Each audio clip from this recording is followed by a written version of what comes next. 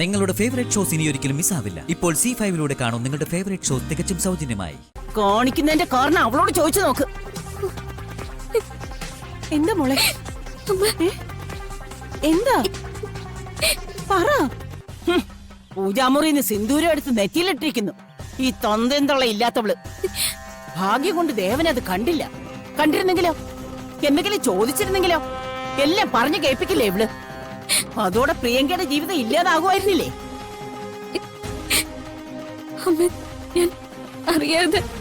അറിയാതെയോ? മനസ്സറിയാതെ ആരാടി സിന്ദൂരവും ചാർത്തി മറ്റുള്ളവരെ മുമ്പിൽ വന്ന് നിൽക്കുന്നേ? നീ ഇത് കരുതിക്കൊട്ടി ചെയ്തതാ.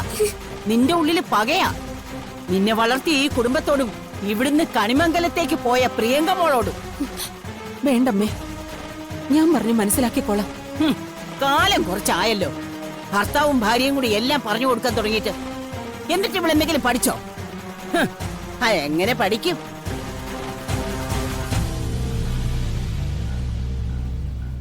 നേരെ ചൊവ്വേ ജനിക്കണ്ടേ? വേണ്ട,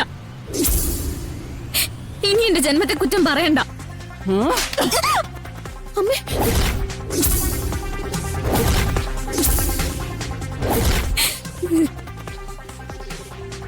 എന്താണീ പറഞ്ഞാലേ? കേട്ടോ യശോദേ ഇവളുടെ ധിക്കാരം? കെട്ടിച്ചു കൊടുത്ത മോള് കെട്ടുതാലിയും പറിച്ച് കുടുംബത്ത് വന്നിരിക്കുമ്പോ ഒന്നും മനസ്സിലാവും ഇങ്ങനെ ഒരുത്തിയെ വളർത്തിയതിന്റെ ദോഷം.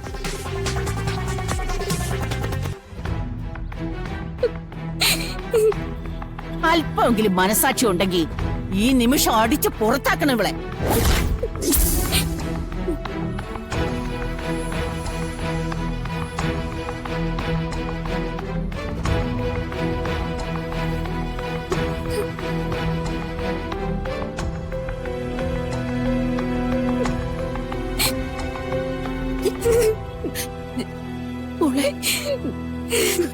തെറ്റാണ്, തെറ്റമ്മ.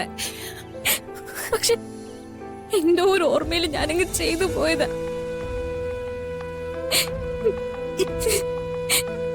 ഇന്നലെ എന്റെ കഴുത്തില് താലി വീണ ദിവസം പകരക്കാരിയാണ്, വെറും കളിപ്പാട്ടമാണെന്ന് ആരൊക്കെ പറഞ്ഞാലും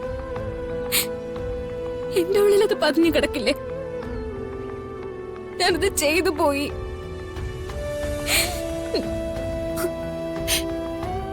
മോളെ, അമ്മയ്ക്കത് മനസ്സിലാവും മോളെ. പക്ഷെ അതുണ്ടാക്കുന്ന ദോഷങ്ങൾ നീയും മനസ്സിലാക്കി പറ്റൂ. അമ്മ, ഞാൻ ആരോടും ഒന്നും പറയില്ല, എന്നെ കൊന്നാലും പറയില്ല. പക്ഷെ അമ്മ മുത്തശ്ശിയോട് പറയണം. എന്നെ പ്രസവിച്ച അമ്മയെ കുറിച്ച് ഒരുപാടൊന്നും എന്റെ മുന്നിൽ വെച്ച് പറയരുതെന്ന്. ഞാൻ കണ്ടിട്ടില്ല, പക്ഷെ എന്നെ പ്രസവിച്ച സ്ത്രീയല്ലേ. കൂടെ കൂടെ അത് കേൾക്കുമ്പോ പൊട്ടുന്ന പോലെ അമ്മ.